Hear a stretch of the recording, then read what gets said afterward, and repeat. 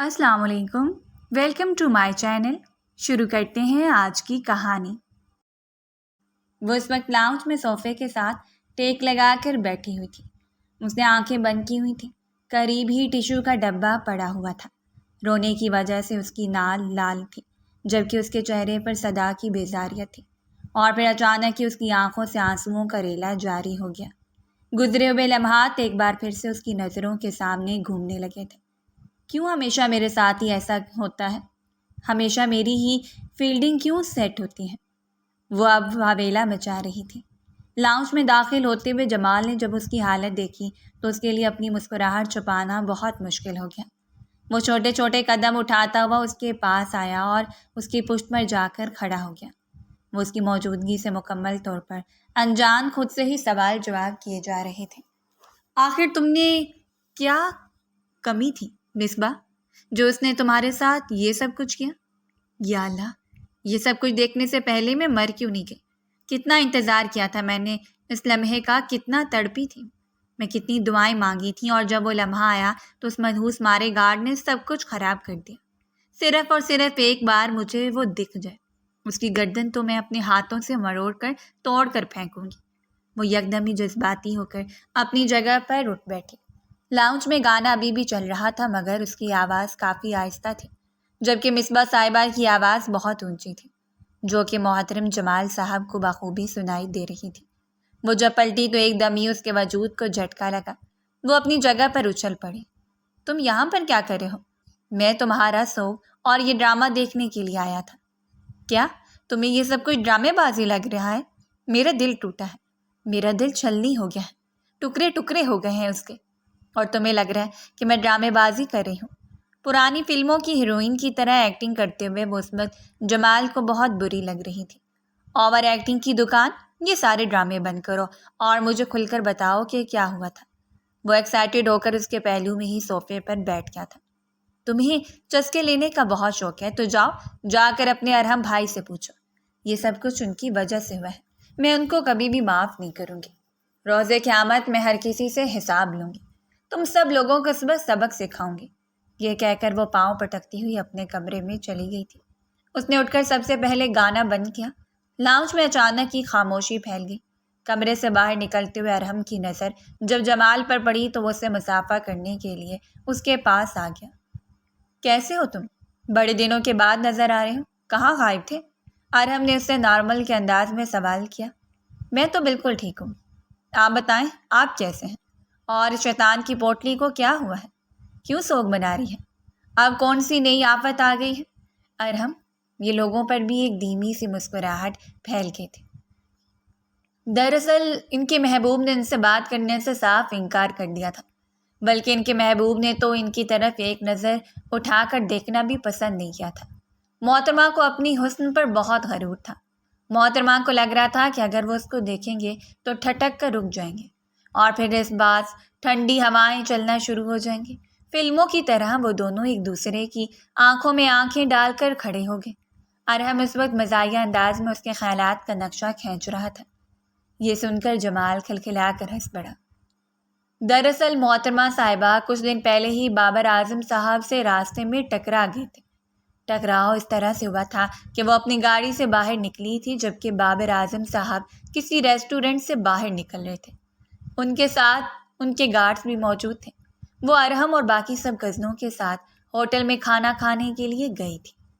بابر اعظم کو دیکھ کر وہ بہت زیادہ پرجوش ہو گئی تھی۔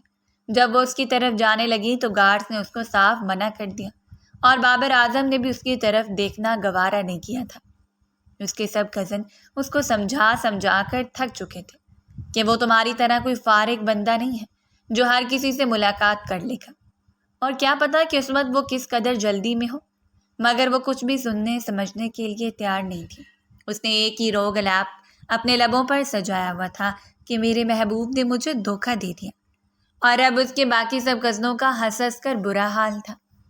2 دنوں سے وہ اسی حالت میں ہی پڑی ہوئی تھی، تو اب اس کا کیا حل نکلے گا؟ اس کا تو کوئی حل نہیں نکل سکتا، اس کو خود ہی اس سوگ سے باہر نکلنا ہوگا۔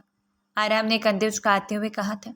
جہاں تک مجھے لگ رہا ہے کہ اسلام آباد میں PSL شروع ہو چکا ہے، تو اس کو اجازت دے دو، یہ جا کر میچ دیکھ لیں، اور کیا پتہ وہاں پر بابر اعظم سے اس کی ملاقات ہو ہی جائے۔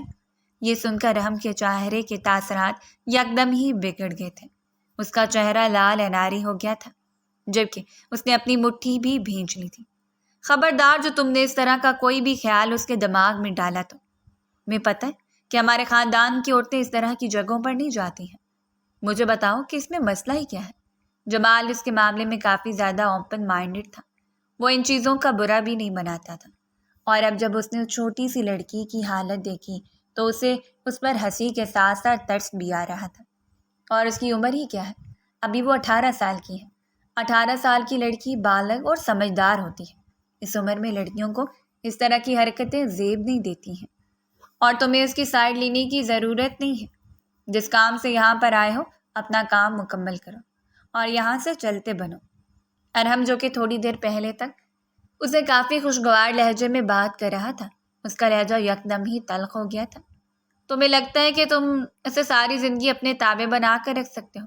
وہ وہاں سے جانے ہی لگا تھا کہ اس کے کانوں میں جمال کی آواز گونج رہی تھی۔ میں کسی کو بھی اپنا تابع نہیں بنا رہا ہوں، مگر تم اس پر حد سے زیادہ پابندیاں لگا رہے ہو۔ یہ سب کچھ اس کی بہتری کے لیے ہے۔ تمہیں یہ ڈیسائیڈ کرنے کی ضرورت نہیں ہے ارحم کہ اس کے لیے کیا ٹھیک ہے اور کیا غلط ہے۔ اس چیز کے لیے اس کے ماما اور بابا دونوں زندہ ہیں۔ ان لوگوں نے مجھے یہ ذمہ داری دی ہے۔ سب سے پہلی بات تو یہ ہے کہ میں تمہیں کیوں صفائیاں پیش کر رہا ہوں۔ یہ کہہ کر وہ لمبے لمبے ڈگ بڑھتا ہوا وہاں سے چلا گیا تھا، جبکہ جمال گہری سانس خارج کرتا ہوا وہی صوفے پر ہی بیٹھ گیا تھا۔ ارحم سے اس کی بہت ہی اچھی دوستی تھی۔ ان دونوں کا ایج گروپ بھی سیم تھا، بچپن سے ایک ساتھ کھیل کر بڑے ہوئے تھے، مگر ارحم کی کچھ حرکتیں اسے شدید زہر لگتی تھیں۔ وہ دوسروں پر رعب جما کر خوشی محسوس کرتا تھا، خاص طور پر اس لڑکی پر تو اس نے دبدبہ قائم کیا ہوا تھا۔ وہ کوئی بھی کام ارحم صاحب کی مرضی کے بغیر نہیں کرتی تھی۔ اگر کہیں پر جانا ہوتا تو سب سے پہلے ان سے اجازت لینی پڑتی تھی، اور یہ ساری چیزیں جمال کو شدید زہر لگتی تھیں۔ جمال کی اس چھوٹی سی لڑکی کے ساتھ بھی اچھی خاصی دوستی تھی، مگر ارحم کی وجہ سے بعض اوقات وہ بہت زیادہ خائف ہو جاتا تھا اور جھنجھلاہٹ کا شکار ہو جاتا تھا۔ وہ سمجھ نہیں پاتا تھا کہ آخر اس کا دوست چاہتا کیا ہے۔ ایک طرف تو وہ اس لڑکی کو سخت ناپسند کرتا تھا، اور دوسرا اس لڑکی کی ذات میں دلچسپی لینا بھی نہیں چھوڑتا تھا۔ 2 دن مزید گزرے ہی تھے۔ ارحم اپنے کمرے میں بیٹھا اپنے آفس کا کام کر رہا تھا کہ اچانک ہی باہر سے آنے والے شور کی آواز سن کر وہ بری طرح سے چونک گیا۔ اپنے اندر جنم لیتے ہوئے غصے پر اس نے بڑی مشکل سے قابو پایا تھا۔ وہ آنکھیں بند کر کے یہ بات کر سکتا تھا کہ یہ کام کسی اور کا نہیں بلکہ محترمہ مصباح صاحبہ کا ہوگا، جو ایک دن سے زیادہ سکون سے ٹک کر نہیں بیٹھ سکتی تھی۔ جب وہ باہر گیا تو وہ اونچی اونچی آواز میں سارے کزنوں کو اکٹھا کر رہی تھی۔ وہ سب لوگ رات کے اس پہر کرکٹ کھیلنے کا ارادہ رکھتے تھے۔ ارحم کو ان کی ذہنی حالت پر شک ہونے لگا۔ اس نے جلدی سے کھڑکی بند کر دی۔ ابھی 5 منٹ گزرے ہی تھے کہ ایک بال زور سے اس کی کھڑکی سے آ کر ٹکرائی اور اس کی کھڑکی کا شیشہ ٹوٹ گیا۔ آج اس کو میرے ہاتھوں سے کوئی بھی نہیں بچا سکتا۔ یہ آخر خود کو سمجھتی کیا ہے؟ کتنی بار سمجھایا ہے میں نے ان لوگوں کو، بچوں والی حرکتیں چھوڑ دو۔ وہ ٹوٹے ہوئے شیشے کے قریب جا کر کھڑا ہو گیا تھا۔ لان میں وہ سارے کزنس موجود تھے اور خالی خالی نظروں سے ارحم کے چہرے کو دیکھ رہے تھے۔ باقی سب اپنے کمرے میں چلے جاؤ۔ اور تم، اس نے مصباح کی طرف اشارہ کرتے ہوئے کہا، تو وہ اپنے سینے کی طرف ہاتھ رکھ کر دائیں بائیں دیکھنے لگی۔ جی محترمہ، میں آپ سے ہی مخاطب ہوں۔ آپ ابھی اور اسی وقت میرے کمرے میں آئیں۔ میں نے آپ سے ایک بہت ہی ضروری بات کرنی ہے۔ میں نے ایسا کچھ بھی نہیں کیا۔ اس نے واویلا مچانا چاہا اور اپنی صفائی پیش کرنی چاہی، مگر سامنے کھڑا وہ جلاد کہاں اس کی کچھ بھی سننے کے لیے تیار تھا۔ وہ پلٹ گیا تھا۔ مصباح نے غصے سے نورین کو دیکھا۔ تم نے یہ شاٹ ماری ہے تو تم جاؤ ان کے پاس۔ مجھے کیوں بلی کا بکرا بنا رہا؟ مجھے تو کسی نے بلایا ہی نہیں ہے۔ نوشین نے فوراً سے کندھے اچکا دیے تھے۔ اس نے بے بسی سے جمال کو دیکھا۔ تم فکر مت کرو، میں جا کر ان کو بتاتا ہوں کہ تمہارا کوئی قصور نہیں ہے۔ یہ کہہ کر وہ اس کے کمرے کی طرف چل دیا، مگر 2 منٹ کے اندر ہی ارحم نے اس کو اچھا خاصا ذلیل کر کے باہر بھیج دیا تھا۔ وہ ان کی طرف دیکھے بغیر ہی لمبے لمبے ڈگ بڑھتا ہوا حویلی سے نکل گیا تھا۔ ان کو کیا ہوا ہے؟ مجھے لگتا ہے کہ ارحم بھائی نے اپنے دوست کو بھی نہیں چھوڑا، فرحان نے لقمہ دیتے ہوئے کہا۔ باقی سب کزنس اپنے اپنے کمروں میں چلے گئے تھے۔ وہ تو خدا کا لاکھ لاکھ شکر ادا کر رہے تھے کہ ان کی جان بخشی ہو گئی ہے۔ عطاب کا نشانہ ہمیشہ کی طرح وہ چھوٹی سی لڑکی بننے والی تھی۔ وہ دروازے کے قریب جا کر کھڑی ہو گئی اور گہرے سانس لے کر خود کو کمپوز کرنے کی کوشش کرنے لگی، اور پھر کچھ سوچتے ہوئے اس نے کمرے کا دروازہ کھولا۔ اس نے کمرے میں قدم ہی رکھا تھا کہ کاٹدار آواز اس کے کانوں میں پڑی۔ کیا تمہیں کسی نے تمیز نہیں سکھائی؟ ایک کمرے میں داخل ہونے سے پہلے اجازت لیتے ہیں۔ اب کیا مجھے تمہیں یہ چھوٹی چھوٹی چیزیں بھی سمجھانی ہوں گی؟ تم آخر اس قدر بدتمیز کیوں ہو؟ مجھے بتاؤ۔ خالہ جان نے تو کبھی تمہیں یہ سب کچھ کرنے کے لیے نہیں کہا۔ آخر تمہیں یہ سب کچھ کون سکھا رہا ہے؟ لمحوں میں ہی وہ اس کو اچھا خاصا ذلیل کر چکا تھا۔ اس کی آنکھیں آنسوؤں سے بھر گئی تھیں، مگر وہ اس انسان کے سامنے رو کر اپنے آنسوؤں کو بے قدر نہیں کرنا چاہتی تھی۔ اس نے اپنے آنسو پینے کی کوشش کی اور جن قدموں سے کمرے کے اندر داخل ہوئی تھی انہی قدموں سے کمرے سے باہر نکل گئی۔ دوبارہ سے دروازے پر دستک دی تو ارحم نے اسے اندر آنے کی اجازت دے دی اور سامنے صوفے پر بیٹھنے کے لیے کہا۔ جب میں نے تم لوگوں کو منع کیا ہوا ہے کہ لان میں پودے لگے ہوئے ہیں، وہاں پر تم لوگ کرکٹ جیسی گیم مت کھیلا کرو، تو تمہیں کس نے کہا تھا کہ بابر اعظم بننے کی کوشش کرو؟ وہ اس کے پسندیدہ کرکٹر کا نام لے کر اس کو تنگ کر رہا تھا۔ میں نے کچھ بھی نہیں کیا، اس نے منمناتے ہوئے جواب دیا تھا، کیونکہ ظالم انسان کے سامنے بات کرنے کی بھی ہمت نہیں ہوتی تھی۔ یہ کھیل کھیلنے کا فیصلہ کس کا تھا؟ جانتا تھا، اور اس کو 100% یقین تھا کہ یہ فیصلہ اسی محترمہ کا ہوگا۔ یہ فیصلہ میرا تھا، مگر یہ شیشہ میں نے نہیں، نورین نے توڑا ہے۔ آپ اس کو کوئی سزا کیوں نہیں دیتے ہیں؟ ہمیشہ آپ اپنی توپوں کا رخ میری طرف کیوں کرتے ہیں؟ بتائیں، میرا قصور ہی کیا ہے؟ میں مزید یہ سب کچھ برداشت نہیں کر سکتی ہوں۔ بولو، خاموش کیوں ہو؟ ارحم نے اس کو گھورتے ہوئے کہا۔ اس کے وجود کو ایک جھٹکا لگا۔ یہ ساری باتیں اس نے دل ہی دل میں کہی تھیں، ورنہ ارحم کے سامنے اگر یہ سب کچھ بولتی تو کوئی بھروسہ نہیں تھا کہ وہ اسی ٹوٹے ہوئے شیشے سے اسے باہر پھینک دیتا۔ مجھ سے غلطی ہو گئی ہے، معاف کر دیں۔ ہمیشہ تم یہی کہتی ہو، ایک ہی غلطی بار بار کرتی ہو، لیکن اس بار تمہیں معافی نہیں ملے گی۔ اب کیا آپ مجھے سزا دیں گے؟ تمہیں لگتا ہے کہ میں تمہیں بخشوں گا؟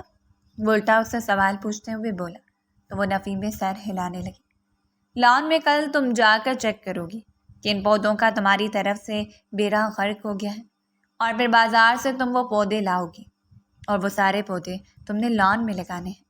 یہ کہہ کر وہ اپنے کام کی طرف متوجہ ہو گیا تھا، جس کا صاف مطلب یہ تھا کہ وہ اپنی بات مکمل کر چکا ہے اور اشارہ کر رہا ہے کہ محترمہ اب آپ یہاں سے جا سکتے ہیں۔ مگر مجھے پودوں کے بارے میں کچھ بھی معلوم نہیں ہے۔ تم چاہے کسی کی بھی مدد لے لو، مگر مجھے اپنا لان پہلے کی طرح ہرا بھرا چاہیے۔ اور اب تمہاری ڈیوٹی ہے کہ روز صبح تم پودوں کو پانی دیا کرو گی۔ دراصل ان کا مالی کچھ ہفتوں کے لیے گاؤں گیا ہوا تھا۔ پہلے اس نے سوچا تھا کہ وہ پودوں کی دیکھ بھال کے لیے ایک نیا مالی رکھے گا، مگر نہیں، اب اس نے یہ کام اس چھوٹی سی لڑکی کے حوالے کر دیا تھا۔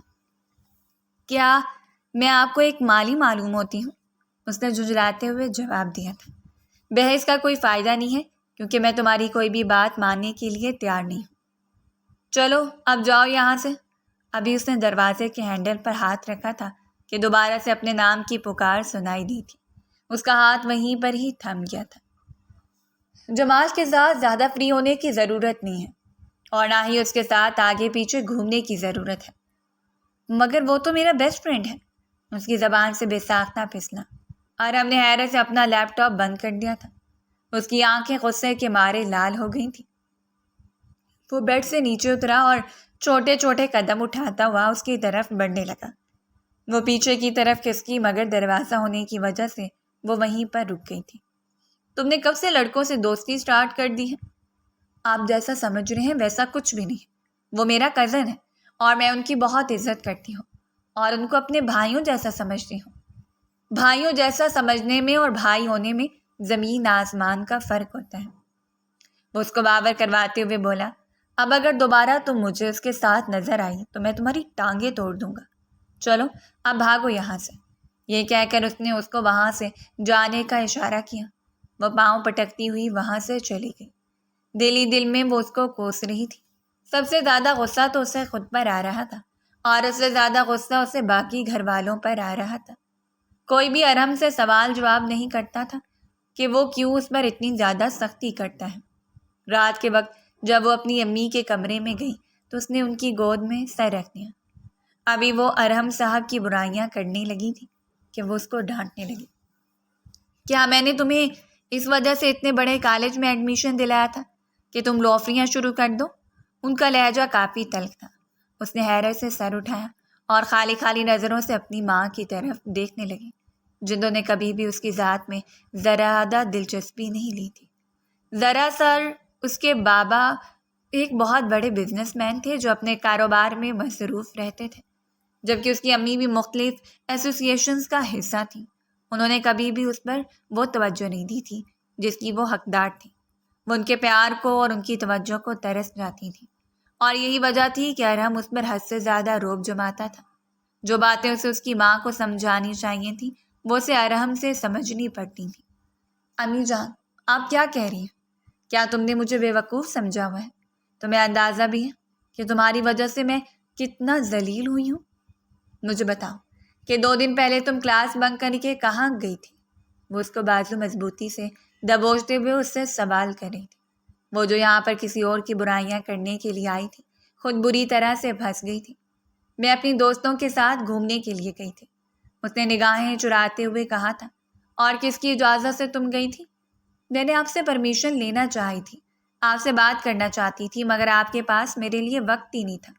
اس نے صرف اتنا ہی کہا اور گردن جھکا کر ان کے کمرے سے باہر نکل گئی تھی۔ اس کا دل بہت بری طرح سے ٹوٹا ہوا تھا۔ یہ ساری شرارتیں، یہ کم عقلی اور یہ نادانی اپنی جگہ پر تھی، مگر وہ بہت ہی نرم دل کی مالک تھی، حد سے زیادہ سینسٹیو تھی، چھوٹی چھوٹی باتوں کو اپنے دل پر لے لیتی تھی۔ خاص طور پر جب ارحم اس کو ڈانٹتا تھا تو اس کا سارا موڈ خراب ہو جاتا تھا۔ وہ وہیں پر بیٹھی سسک رہی تھی جب اس کو اپنے نام کی پکار سنائی دی۔ اس نے پلٹ کر دیکھا تو وہاں پر جمال کھڑا تھا۔ اس نے چائے کا کپ اپنے ہاتھوں میں اٹھا رکھا تھا جو اس نے اس لڑکی کے حوالے کر دیا۔ تم رو کیوں رہی ہو؟ مت رویا کرو، اپنی آنکھوں کو تکلیف مت پہنچایا کرو، اس نے نارمل سے انداز میں کہا اور اس کے پہلو میں ہی جا کر کھڑا ہو گیا۔ مجھے لگتا ہے کہ میری زندگی بہت بری ہے۔ کبھی کبھار تو میرا دل کرتا ہے کہ میں یہاں سے کہیں دور بھاگ جاؤں۔ تمہاری زندگی بری نہیں ہے، لیکن تمہارے آس پاس کے جو لوگ ہیں ان کے ساتھ تمہاری انڈرسٹینڈنگ نہیں ہے، تمہاری اپنی کوئی باؤنڈریز نہیں ہے۔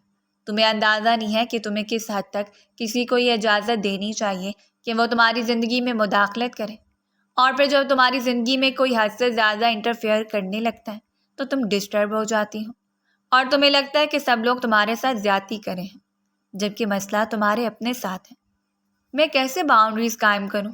میرے تو پیرنٹس مجھے سننے کے لیے راضی نہیں ہوتے ہیں، ان کے پاس میرے لیے وقت ہی نہیں ہے۔ یہ سن کر وہ خاموش ہو گیا تھا۔ تم اپنی زندگی میں کیا کرنا چاہتی ہو؟ میں آزاد ہونا چاہتی ہوں، اپنی مرضی سے اپنا وقت گزارنا چاہتی ہوں، میں بااختیار ہونا چاہتی ہوں۔ تم پہلے سے بااختیار ہو، تمہیں بس سمجھنے کی ضرورت ہے۔ یہ کہہ کر وہ خاموش ہو گیا تھا، جبکہ اسے جمال کی ذہنی حالت پر شک ہونے لگا تھا۔ اس کو لگ رہا تھا کہ وہ بہکی بہکی باتیں کر رہا ہے، اس لیے غصے سے پاؤں پٹکتی ہوئی وہ اپنے کمرے میں چلی گئی تھی۔ اس کی یہ اوور تھنکنگ بھی کچھ گھنٹوں تک کی ہوتی تھی۔ جب صبح سو کر اٹھی تو وہ خود کو کافی ہلکا پھلکا محسوس کر رہی تھی۔ اس کے ذہن میں باغیچے کا خیال آیا۔ وہ جلدی سے بھاگتی ہوئی لان میں گئی اور وہاں پر موجود پودوں کو پانی دینے لگی۔ اس کے بعد اس نے وہاں پر موجود پودوں کو چیک کرنا شروع کر دیا تھا۔ اس نے اپنی دادی جان سے بھی مدد لی تھی اور ایک کاپی پر ان سارے پودوں کے نام لکھ دیے تھے۔ ارحم جو کہ اپنے کمرے کی کھڑکی میں کھڑا تھا اس کی حرکتوں کو دیکھ کر بے ساختہ مسکرا دیا تھا۔ اگلے دن وہ سارے پودے لے کر آ گئی تھی اور ایک ایک کر کے ان سب کو باغیچے میں لگا رہی تھی۔ دادی جان بھی اس کا ساتھ دے رہی تھی اور ایک طرف جمال بھی کھڑا تھا جو اس کو موٹیویٹ کر رہا تھا۔ اسے یہ کام بہت ہی اچھا لگ رہا تھا۔ پہلے جن پودوں کی طرف اس کا دھیان نہیں جاتا تھا اب انہی پودوں کو اس کی فکر ہو رہی تھی، کہیں ایسا نہ ہو کہ پودے خراب ہو جائیں۔ اس سے اگلے دن جب اس کے کزن لان میں کرکٹ کھیل رہے تھے تو وہ لان کے بیچوں بیچ جا کر کھڑی ہو گئی۔ ہٹو یہاں سے، نکلنے والا کام کرو۔ سب لوگ اس کی طرف حیرت سے دیکھنے لگے۔ کیا ہو گیا تمہیں؟ کیا تم لوگوں کو نظر نہیں آ رہا یہاں پر پودے لگے ہوئے ہیں؟ میں نے اتنی محنت سے یہاں پر پودے لگائے ہیں، تم لوگ یہ سب کچھ خراب کر دو گے۔ اگر 5 منٹ کے اندر اندر تم نے یہ جگہ خالی نہیں کی تو میں ارحم بھائی کو کال کر کے ان کو تمہارے کرتوتوں کے بارے میں بتا دوں گی۔ سب لوگ دل ہی دل میں اس کو گالیوں سے نوازتے ہوئے وہاں سے چلے گئے تھے، مگر اس کو فکر ہی کس کی تھی۔ اگلے دن جب وہ کالج کی تو اس کی سہیلی نے اسے PSL کے بارے میں بتایا۔ 2 ہی دنوں کے بعد پشاور زلمی کا میچ ہے اور بابر اعظم بھی اس میچ کا کیپٹن ہے۔ میں سوچ رہی ہوں کہ کیوں نہ یہ میچ دیکھنے کے لیے چلیں۔ ندا کی بات سن کر اس کی آنکھیں خوشی کے مارے چمکنے لگی تھیں۔ کیا ایسا ممکن ہو سکتا ہے کہ ہم میچ دیکھنے کے لیے جا سکتے ہیں؟ ہاں، اس میں کون سی بڑی بات ہے؟ بس ٹکٹ کنفرم کروانا ہوگا۔ اگر تم میرے ساتھ چلنے کے لیے راضی ہو جاؤ تو میں تمہیں اس چیز کی بھی گارنٹی دے سکتی ہوں کہ تمہیں VIP سیٹ ملے گی اور بابر اعظم سے ملنے کا موقع بھی مل جائے گا۔ یہ اس کی زندگی کا سب سے بڑا خواب تھا جس کو وہ ہر حال میں پورا کرنا چاہتی تھی۔ مجھے ڈر لگ رہا ہے، اگر میرے گھر والوں کو اس بارے میں پتہ چل گیا تو مسئلہ ہو جائے گا۔ ماسک پہن کر چلی جانا یا پھر عبایا پہن لینا۔ لیکن ایک چھوٹی سی پرابلم ہے کہ میچ رات کے وقت ہے۔ لیکن اگر میں تمہاری امی سے بات کروں کہ تم ایک رات کے لیے میرے گھر پر ہی رک جاؤ، ہم دونوں مل کر ایگزامز کی تیاری کریں گے، تو پھر معاملہ حل ہو سکتا ہے۔ مصباح دل ہی دل میں خوف زدہ بھی ہو رہی تھی، مگر اس کو اپنی خواہش بھی پوری کرنی تھی۔ وہ اپنے خوابوں کو کچلنے نہیں دے سکتی تھی۔ بڑی مشکل سے اس نے اپنے آپ کو راضی کیا، اپنے آپ کو ہر طرح سے دلیلیں دے کر مطمئن کرنے کی کوشش کی۔ ٹھیک ہے، ہم دونوں میچ دیکھنے کے لیے چلیں گے۔ مجھے تاریخ اور دن بتا دینا اور میری امی کو بھی فون کر دینا۔ اس دن وہ بے چینی سے لاؤنج میں چکر کاٹ رہی تھی۔ کیا ہو گیا ہے تمہیں؟ اتنی پریشان کیوں ہو؟ ارحم نے جب اس کو دیکھا تو پوچھے بغیر نہ رہ سکا۔ نہیں، کچھ بھی تو نہیں، سب کچھ ٹھیک ہے۔ وہ خواہ کنفیوز ہو گئی تھی۔ شاید اس کے دل میں چوٹ تھا، اسی وجہ سے وہ اس طرح سے برتاؤ کر رہی تھی۔ تمہارے دماغ میں پھر سے کوئی شرارت تو نہیں چل رہی ہے؟ اس کی حالت کو نوٹ کرتے ہوئے وہ آنکھیں چھوٹی چھوٹی کر کے اس کو گھورتے ہوئے بولا۔ یوں لگ رہا تھا جیسے وہ اس کا ایکس رے کر رہا۔ ایسی کوئی بات نہیں ہے، آپ کو غلط فہمی ہوئی ہے۔ وہ مکمل طور پر ہی مکر گئی تھی۔ اللہ کرے کہ ایسا ہی ہو۔ دوبارہ کوئی بھی شرارت مت کرنا، ورنہ اس بار سزا بڑی ملے گی۔ انگلی اٹھا کر اس کو دھمکی دیتا ہوا وہ وہاں سے چلا گیا۔ پتہ نہیں خود کو سمجھتے کیا ہے، ان کو لگتا ہے کہ میں ان سے ڈر جاؤں گی۔ میں تو کسی سے بھی نہیں ڈرتی ہوں، بس میری امی جان مان جائیں، پھر میں ندا کے ساتھ میچ دیکھنے کے لیے جاؤں گی۔ اف، کتنا مزہ آئے گا۔ وہ پھر سے ایکسائٹیڈ ہو گئی تھی۔ رات کے وقت اس کی امی نے اس کو پرمیشن دے دی تھی اور پھر اگلے ہی دن کالج سے واپس گھر آنے کی بجائے وہ نہیں جا کے گھر چلی گئی تھی۔ وہاں پر اس نے چند گھنٹے گزارے تھے کہ اس کا موبائل بجنے لگا۔ ارحم کی کال آ رہی تھی۔ تم ابھی تک حویلی واپس کیوں نہیں آئی ہو؟ آپ کو کیا مسئلہ ہے؟ میں نے وجہ اپنی امی کو بتا دی ہے۔ پتہ نہیں اس میں اتنی ہمت کیسے آ گئی تھی کہ اس نے ارحم کو 2 ٹوک انداز میں جواب دیا تھا۔ تمہیں اندازہ بھی ہے کہ مجھ سے کس لہجے میں بات کری ہوں؟ جی، مجھے بہت ہی اچھے طریقے سے پتہ ہے۔ ابھی اور اسی وقت گھر واپس آؤ، ورنہ مجھ سے برا کوئی بھی نہیں ہوگا۔ ارحم نے یہ کہا ہی تھا کہ اس نے فوراً سے کال کاٹ دی، مگر اس کا دل زور زور سے دھڑک رہا تھا۔ آج سے پہلے اس نے کبھی بھی ارحم کے ساتھ بدتمیزی نہیں کی تھی۔ دوسری طرف ارحم کا غصے کے مارے برا حال تھا۔ اسے مصباح کی حرکتیں اچھی نہیں لگتی تھیں۔ وہ چاہتی تھی کہ وہ ذمہ دار لڑکیوں کی طرح برتاؤ کرے۔ وہ خود بھی تھوڑا سا کنزرویٹو تھا۔ اب اس کا اپنی دوست یا گھر بغیر کسی وجہ کے رہنے کا کیا مقصد تھا؟ وہ یہ بھی جانتا تھا کہ ندا کے 5 بھائیاں اور 5 ہی جوان ہیں، اور اسے یہ بھی معلوم ہو گیا تھا کہ اس نے ندا کے بھائیوں کے بارے میں اپنی امی کو کچھ بھی نہیں بتایا، ورنہ رشیدہ بیگم بھی کبھی بھی اسے اس طرح سے جانے کی پرمیشن نہ دیتی۔ پھر رات کے وقت وہ بیٹھا میچ دیکھ رہا تھا کہ اچانک ہی کیمرہ محترمہ کے اوپر جا کر ٹک گیا، جہاں پر وہ بیٹھی پاپ کارن کھا رہی تھی۔ اس کے چہرے پاس ادا کی معصومیت پھیلی ہوئی تھی، جبکہ اس کے ساتھ ندا بھی موجود تھی۔ دونوں نے پی کیپ پہنی ہوئی تھی، ماسک اس کے ہاتھوں میں لٹک رہا تھا۔ یہ غلطی اسے تھوڑی دیر پہلے ہوئی تھی۔ ارم نے غصے سے اپنی مٹھی بھینچ لی۔ جس چیز کا اس کو ڈر تھا وہی ہوا تھا۔ جب بھی وہ چھوٹی سی لڑکی کے چہرے کے تاثرات دیکھتا تھا تو اس کو اندازہ ہو جاتا تھا کہ اس لڑکی کے دل میں کیا چل رہا ہے۔ اس نے موبائل نکالا اور اس کا نمبر ڈائل کرنے لگا، مگر اس کا نمبر بند جا رہا تھا۔ اب تو میں وہ سبق سکھاؤں گا کہ تم ساری زندگی یاد رکھو گی، وہ دل ہی دل میں خود سے مخاطب ہوتے ہوئے بولا۔ اس نے اپنی گاڑی کی اٹھائی اور تیزی سے حویلی سے باہر نکل گیا تھا۔ یار کتنا مزہ آ رہا ہے، قسم سے میں بہت زیادہ انجوائے کر رہی ہوں، وہ اونچی آواز میں چلاتے ہوئے بولی۔ ہاں یار، میں نے تمہیں پہلے ہی کہا تھا کہ چھوٹی چھوٹی باتوں کی وجہ سے ٹینشن نہ لیا کرو، زندگی کو کھل کر انجوائے کرنا سیکھو۔ اب دیکھو، اگر تم یہ ہمت نہ کرتی ہو اور میرے ساتھ نہ آتی تو کیا کبھی تم یہ سب کچھ دیکھ پاتی؟ ندا نے اونچی آواز میں چلاتے ہوئے کہا، کیونکہ وہاں پر شور بہت زیادہ تھا۔ کیا میں بابر اعظم سے مل پاؤں گی؟ آف کورس یار، میں نے تم سے وعدہ کیا ہے، تمہیں اپنا وعدہ ہر حال میں پورا کروں گی۔ میچ ختم ہو چکا تھا، سارے پلیئرز گراؤنڈ سے جا رہے تھے۔ پشاور زلمی میچ جیت گیا تھا، وہ بہت زیادہ ایکسائٹڈ تھی اور خوشی سے کھڑی ہو کر تالیاں بجا رہی تھی۔ کیمرہ بار بار اس کی طرف جا رہا تھا، چونکہ وہ بہت خوبصورت تھی۔ اس کو اندازہ نہیں تھا کہ بہت جلد ہی وہ وائرل ہونے والی ہے۔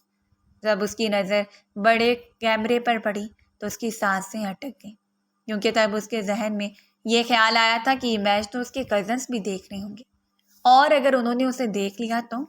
اس نے ماسک اتارا تھا اور سوچا تھا کہ تھوڑی دیر بعد پہن لے گی، مگر وہ بھول گئی، تو اب بھی ماسک اس کے بازو میں لٹک رہا تھا۔ اس نے فوراً سے اپنے چہرے پر ماسک پہنا اور اپنی دوست کے ساتھ وہاں سے نکل گئی۔ اب اس کا رخ پلیئرز کے ریسٹ روم کی طرف تھا۔ بابر اعظم سے اس کی ملاقات ہو چکی تھی، وہ بہت زیادہ خوش تھی۔ اس نے بابر اعظم کے ساتھ سیلفیز بھی لی تھیں اور اس کا آٹوگراف بھی لیا تھا۔ وہاں پر باقی سارے پلیئرز کھڑے مسکراتے ہوئے اس لڑکی کی ایکسائٹمنٹ نوٹ کر رہے تھے، جبکہ بابر اعظم بھی مسکرا رہا تھا۔ وہاں سے نکلنے کے بعد اس کو لگ رہا تھا کہ اسے دنیا کی ہر خوشی مل گئی ہو۔ یار وہ کتنا پیارا ہے نا، وہ کتنا ہینڈسم ہے، قسم سے یار میرے دل کر رہا ہے بس اب زیادہ خوش ہونے کی ضرورت نہیں ہے۔ وہ بس ایک معمولی سا پلیئر ہے اور ہم جیسے ایک عام سا انسان ہے۔ اس کو اتنا اپنے سر پر سوار مت کرو کہ تم اپنے آپ کو اہمیت دینا ہی چھوڑ دو، ندا نے اس کو ٹوکتے ہوئے کہا تو وہ برا سا منہ بنانے لگی۔ وہ میرے جیسا کہاں ہے، وہ تو ایک بہت ہی زبردست پرسنالٹی کا مالک ہے۔ یہ کہہ کر وہ باہر نکلی تھی اور اپنی گاڑی کی طرف جا رہی تھی کہ گاڑی کے ساتھ ٹیک لگا کر کھڑے اپنے کزن کو دیکھ کر اسے لگا کہ اس کے قدموں کے نیچے سے زمین نکل گئی ہے۔ یا میرے اللہ، مجھے ہمت عطا فرما۔ ندا بھی ارہم کو پہچان گئی تھی، وہ بھی اس سے بہت زیادہ ڈرتی تھی، کیونکہ ارہم کسی کا بھی لحاظ نہیں کرتا تھا۔ کچھ عرصہ پہلے وہ اور ندا گھومنے کے لیے مری چلے گئے تھے اور اس بارے میں ان دونوں کے خاندان والوں کو پتہ نہیں تھا۔ ارہم نے جب ان کو وہاں پر جا کر ڈھونڈا تو ان کو اچھا خاصا ذلیل کیا تھا۔ جیسی تم لوگوں سے امید ہے تم لوگوں نے ویسا ہی کیا ہے۔ اب بہت زیادہ تھی، تم لوگ انٹرنیٹ پر بھی وائرل ہونے والے ہو، تم لوگوں کو اپنے خاندان والوں کی عزت کا ذرا سا بھی خیال؟ خیر، وہ اس قدر اونچی آواز میں چلاتے ہوئے بولا تھا کہ وہ دونوں ہی اپنی جگہ پر اچھل پڑی تھیں۔ تم اپنے گھر واپس جاؤ۔ کیا تمہارے پیرنٹس کو اس بارے میں معلوم ہے؟ ندا نے نفی میں سر ہلا دیا تھا۔ فکر مت کرو، جب وہ تمہارا فوٹیج دیکھیں گے تو ان کو معلوم ہو جائے گا۔ پلیز کچھ کریں ارہم بھائی، گھر والوں کو اس بارے میں مت بتائیے گا۔ میں تو کسی کو کچھ بھی نہیں بتا رہا ہوں اور نہ ہی میرا تمہارے ساتھ کوئی کنسرن ہے۔ وہ وہاں سے اکیلی جانے ہی لگی تھی کہ ارہم نے اسے آواز دے کر روک لیا تھا، کیونکہ رات کے اس پہر اس کا اکیلے جانا ٹھیک نہیں تھا۔ وہ اسے اس کے گھر ڈراپ کر چکا تھا اور اپنے ڈرائیور کو بھی ہدایت کر چکا تھا کہ وہ ندا کی گاڑی اس کے گھر تک پہنچا دے، تاکہ پیرنٹس کچھ عرصے کے لیے آؤٹ آف کنٹری تھے۔ اسی وجہ سے ان کی غیر موجودگی میں وہ اس طرح کی سرگرمیاں کر رہی تھی۔ مصباح کا وجود ہولے ہولے کانپ رہا تھا۔ اس دن محترمہ نے ان کو اچھی خاصی باتیں سنائی تھیں، ان کو ذلیل و رسوا کر کے رکھ دیا تھا۔ اس کی آنکھیں آنسوؤں سے تر ہو گئی تھیں اور پھر وہ اس کے سامنے ہاتھ جوڑتے ہوئے بولی، پلیز ارہم بھائی مجھے بچا لیجیے۔ پہلی بات تو یہ ہے کہ میں تمہارا بھائی نہیں ہوں، اور دوسری بات یہ کہ میں تمہاری کوئی مدد نہیں کرنے والا۔ میں خود آنٹی کو تمہارے کرتوتوں کے بارے میں بتاؤں گا۔ تمہارے ماں باپ تم پر بھروسہ کرتے ہیں تو اس کا یہ مطلب نہیں کہ تم ان کے بھروسے کو ٹھیس پہنچانا شروع کر دو۔ میں بہت زیادہ جذباتی ہو گئی تھی، تو پھر اپنے اس جذبات پر کنٹرول رکھنا سیکھو، کیونکہ جذبات کے ساتھ زندگی نہیں گزرتی ہے، عقل سے کام لینا پڑتا ہے۔ گھر پہنچنے تک وہ اس کو اچھا خاصا ذلیل کر چکا تھا، اور پھر ان کی جتنی بھی فوٹیں تھیں وہ ساری اپنے دوست کو کہہ کر وہ ڈیلیٹ کروا چکا تھا۔ یہ کام اس کے لیے کوئی مشکل کام نہیں تھا، کیونکہ وہ بہت زیادہ اثر و رسوخ کا مالک تھا۔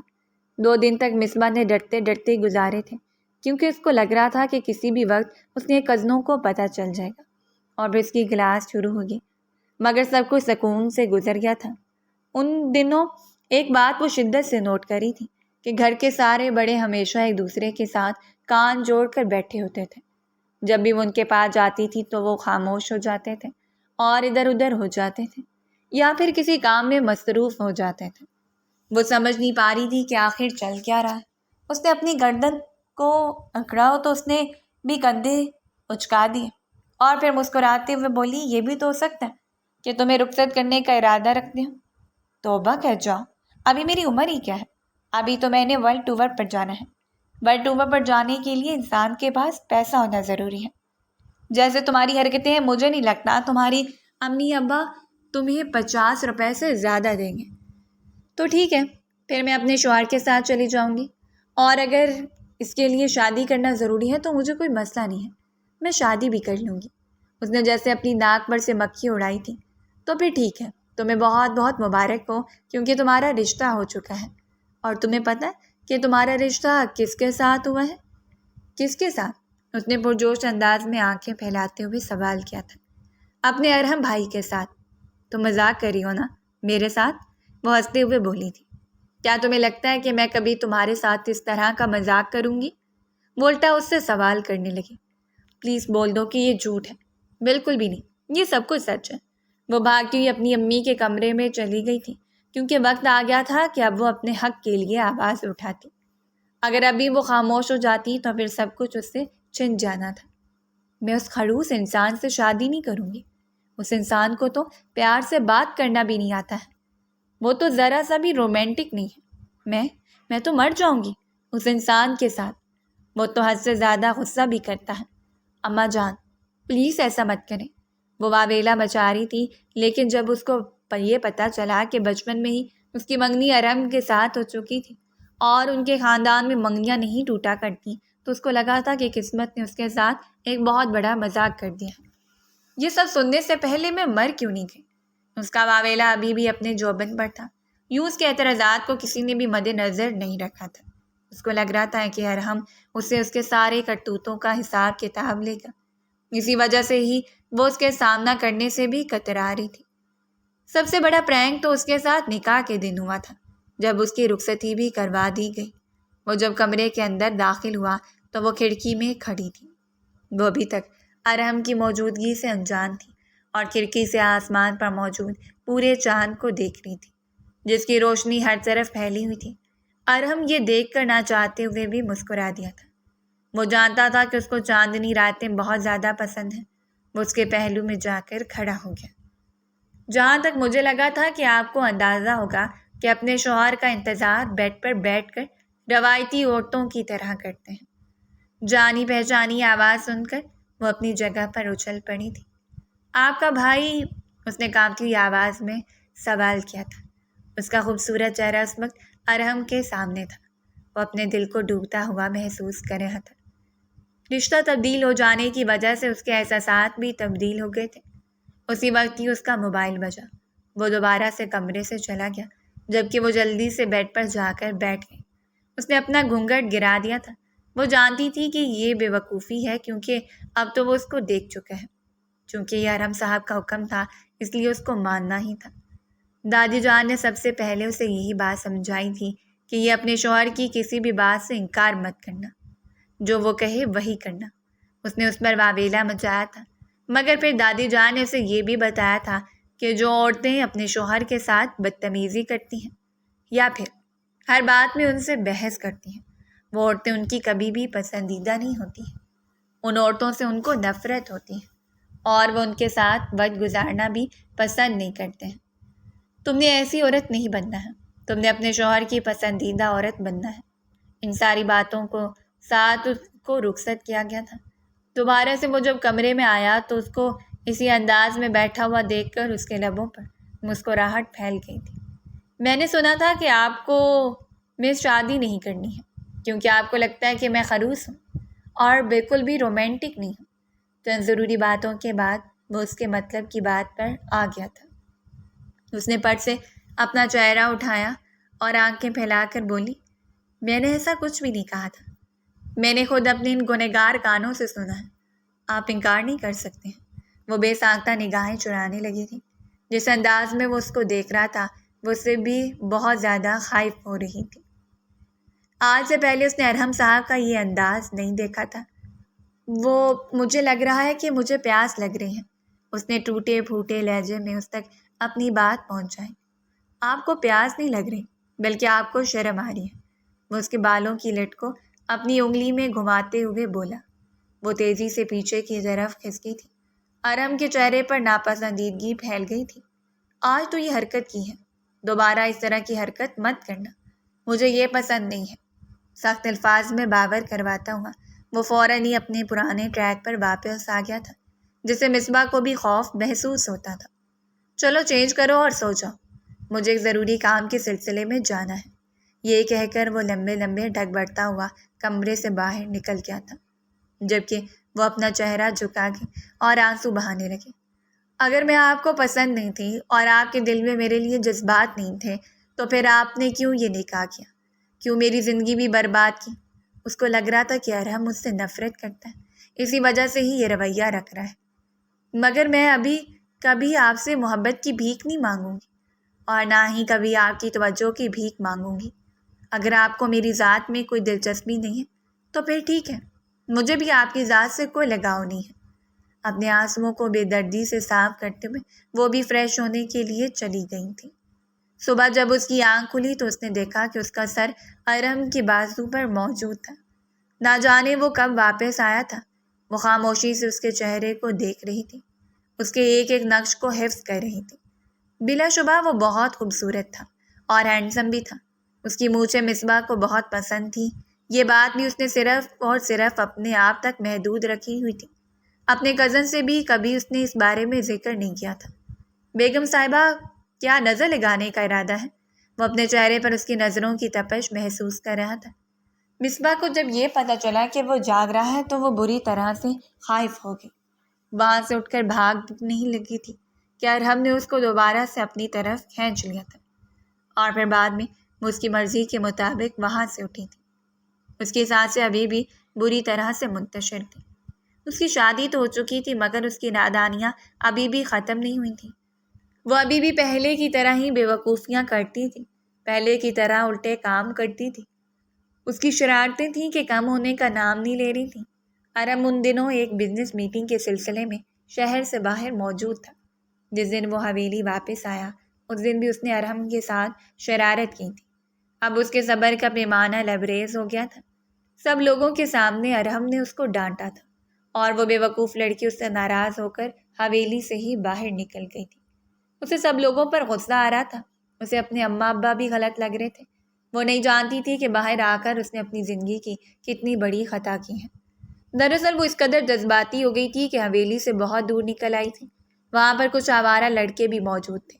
اس کو دیکھ کر وہ اس پر جملے کسنے لگے اور اس کو چھیڑنے لگے۔ اس کی قسمت اچھی تھی کہ ارحم نے اس کو حویلی سے نکلتے ہوئے دیکھ لیا تھا۔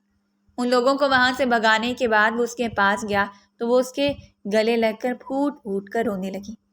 اس کا درد تھا کہ کم ہونے کا نام ہی نہیں لے رہا تھا۔ آپ میں سے کوئی بھی مجھ سے محبت نہیں کرتا۔ نہ تو آپ کو میری ذات سے کوئی دلچسپی ہے اور نہ ہی اماں ابا نے کبھی میری ذات میں دلچسپی لی ہے۔ آپ کو پتہ بھی نہیں ہوتا کہ میرے دل پر کیا بیت رہی ہے۔ میں تنگ آ گئی، اس ماحول میں میرا دم گھٹتا ہے۔ میں مزید نفرت برداشت نہیں کر سکتی۔ مجھے آپ لوگوں سے بہت دور جانا۔ یہ کہہ کر وہ لڑکھڑا کر اس کے بازوؤں میں ہی جھول گئی تھی اور اس دن ارحم کو پہلی بار اپنی غلطی کا احساس ہوا تھا کہ اسے اس معصوم لڑکی پر غصہ نہیں کرنا چاہیے تھا۔ اسے تو پیار، محبت اور توجہ کی ضرورت تھی۔ اس دن کے بعد ارحم نے اپنا رویہ تبدیل کر دیا تھا۔ اب وہ اس کی ساری خواہشات پوری کرتا تھا۔ اسے اس کے دن کا حال پوچھتا تھا، اس سے چھوٹی چھوٹی باتیں کرتا تھا، اس کی پسند اور ناپسند کے بارے میں جاننے کی کوشش کرتا تھا، اس کو اپنے ساتھ گھمانے کے لیے لے کر جاتا تھا۔ وہ ارحم کیا تبدیل ہو جانے پر بہت زیادہ خوش اور اپنے رب کا لاکھ لاکھ شکر ادا کر رہی تھی۔ یہ بات سچ تھی کہ اکثر وہ اس کی شرارتوں کی وجہ سے اس کو ڈانٹتا تھا، مگر یہ سب کچھ اس کی بھلائی کے لیے ہوتا تھا۔ 3 سالوں کے بعد اللہ تعالیٰ نے اسے ایک بہت ہی پیارے بیٹے سے نوازا تھا، جس سے اس کی زندگی مکمل ہو گئی تھی۔ اگر آپ کو ہماری کہانی پسند آئی ہے تو لائک کریں، اور اس طرح کی مزید دلچسپ کہانیاں سننے کے لیے ہمارے چینل کو سبسکرائب کریں اور کامنٹ سیکشن میں اپنی رائے کا اظہار ضرور کریں۔ شکریہ۔